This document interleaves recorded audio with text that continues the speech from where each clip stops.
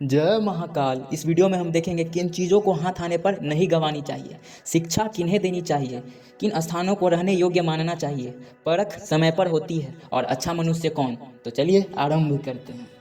शिक्षा सुपात्र को, इसमें आचार्य चाणक्य ने कहा है, मूर्ख शिष्य को पढ़ाने पर, दुष्ट स्त्री के साथ जीवन बिताने पर तथा दुखियों रोगियों के बीच रहने पर बुद्धिमान व्यक्ति भी दुखी हो ही जाता है। अतः नीति भी यही कहती है कि हमें मूर्ख शिष्य को शिक्षा नहीं देनी चाहिए, दुष्ट स्त्री से संबंध नहीं रखना चाहिए बल्कि उनसे दूर ही रहना चाहिए और दुखी व्यक्ति के बीच भी नहीं रहना चाहिए।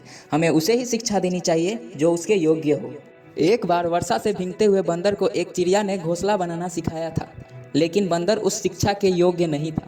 झुंझलाए हुए बंदर ने चिड़िया का ही घोंसला तोड़ डाला। इसीलिए कहा गया है, जिस व्यक्ति को किसी बात का ज्ञान न हो उसे कोई भी बात आसानी से समझाई जा सकती है, परंतु जो अर्धज्ञानी है उसे ब्रह्मा भी नहीं समझा सकते। इसी संदर्भ में चाणक्य ने आगे कहा है कि मूर्ख के समान दुष्ट स्त्री का भी पालन पोषण करना दुख का कारण बन सकता है, क्योंकि जो स्त्री अपने पति का नहीं हुई वो और किसी के लिए क्या होगी। इसीलिए बुद्धिमान व्यक्ति को चाहिए कि वह मूर्ख, दुष्ट स्त्री या दुखी व्यक्ति से दूर ही रहे, इन स्थानों पर न रहें।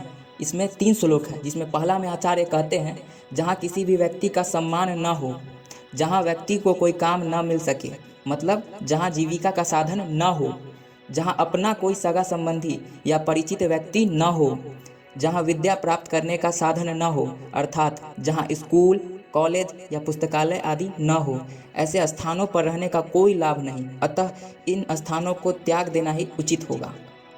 इन स्थानों पर न रहें। दूसरा में आचार्य कहते हैं, जिस शहर में कोई धनवान व्यक्ति न हो, आपत्ति के समय हमें धन की आवश्यकता होती है और इसमें वो हमारी मदद कर सकते हैं। जिस देश में वेदों को जानने वाला विद्वान न हो, कर्मकांड के लिए पारंगित पुरोहितों की आवश्यकता होती है। जिस देश में कोई राजा या सरकार न हो, राज्य शासन के लिए राज प्रमुख या राजा की आवश्यकता होती है। जिस शहर या गांव में कोई वैद्य, डॉक्टर न हो, जिस स्थान के पास कोई नदी नहीं बहती हो, जल आपूर्ति के लिए नदी और रोग निवारण के लिए अच्छे चिकित्सक की आवश्यकता होती है। इसीलिए आचार्य चाणक्य मानते हैं कि जहाँ ये 5 चीज़ें उपलब्ध नहीं है उस जगह को रहने योग्य नहीं मानना चाहिए, इन स्थानों पर ना रहे। तीसरा में आचार्य कहते हैं, जहाँ रोजी रोटी का कोई साधन अथवा आजीविका या व्यापार की स्थिति न हो, जहाँ लोगों में लोक लाज अथवा किसी प्रकार का भय न हो, जिस स्थान पर परोपकारी लोग न हो और जिनमें त्याग की भावना न पाई जाती हो, जहाँ लोगों में समाज या कानून का कोई भय न हो, जहाँ के लोग दान देने की प्रवृत्ति न रखते हो, ऐसे स्थान पर व्यक्ति का सम्मान नहीं होता और यहाँ रहना भी बहुत कठिन होता है। अतः व्यक्ति को अपने आवास के लिए सब प्रकार का साधन संपन्न और व्यवहारिक स्थान चुनना चाहिए, ताकि वह स्वस्थ वातावरण में अपने परिवार के साथ सुरक्षित एवं सुखपूर्वक रह सके। परख समय पर होती है। इसमें 2 श्लोक है। पहला में आचार्य समय आने पर संबंधी की परीक्षा के संदर्भ में कहते हैं, किसी महत्वपूर्ण कार्य पर भेजते समय सेवक की पहचान होती है, दुख के समय बंधु बांधवों की, विपत्ति के समय मित्र की तथा धन नष्ट होने के पश्चात पत्नी की परीक्षा होती है। परख समय पर होती है। दूसरा में आचार्य चाणक्य बंधु बांधवों, मित्रों और परिवारजनों की पहचान बताते हुए कहते हैं कि रोग की दशा में, जब कोई बीमार होने पर, असमय शत्रुओं से घिर जाने पर, राज्य कार्य में सहायक रूप में तथा मृत्यु पर शमशान भूमि ले जाने वाला व्यक्ति सच्चा मित्र और बंधु होता है।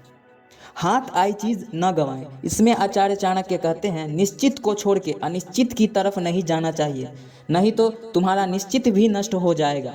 मतलब जो तुम्हारे हाथ में है उसे पहले करो, नहीं तो अनिश्चित चीज़ें, मतलब जो तुम्हारे हाथ नहीं है, उसके कारण तुम्हारा हाथ आई चीज़ भी चला जाएगा। अच्छा मनुष्य कौन?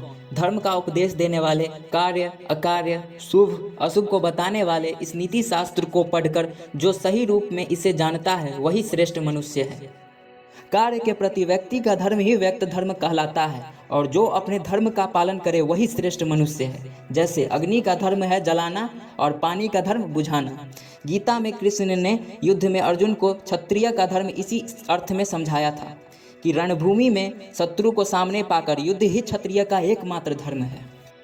अगर आप और पार्ट चाहते हैं तो प्लीज़ सब्सक्राइब करें, कमेंट करें और लाइक करें। धन्यवाद।